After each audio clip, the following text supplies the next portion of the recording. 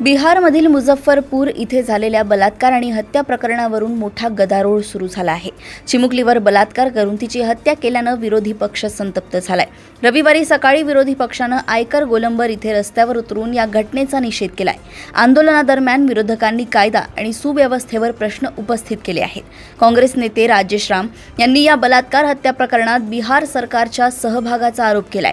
पंतप्रधान नरेंद्र मोदी यांनी बिहारमधील जंगल राजवर भर दिला, त्याच दिवशी ही घटना घडवून आणली।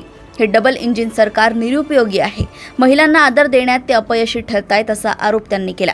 मुझफ्फरपूरच्या कुधनी पोलीस ठाण्याच्या परिसरात 26 मे रोजी मासे विक्रेत्यानं चिमुकलीवर अत्याचार करून तिचा खून केला। त्यानं अगोदर तिला घरापासून 1 किलोमीटर अंतरावर नेऊन तिच्यावर बलात्कार केला। नराधमानं चिमुकलीच्या गळा, छाती, हात, पोट, मांडी अशा अनेक ठिकाणी चाकूनं वार करून तिचा खून केला। मुलीला गंभीर अवस्थेत मुझफ्फरपूर मेडिकल कॉलेजमध्ये दाखल करण्यात आलं। मुलीची गंभीर प्रकृती पाहून तिला पाटणा PMCHला रेफर करण्यात आलं। मात्र रविवारी सकाळी पीडितेचा मृत्यू झाला। या प्रकरणात मुझफ्फरपूर पोलिसांनी नराधमाला अटक केली आहे।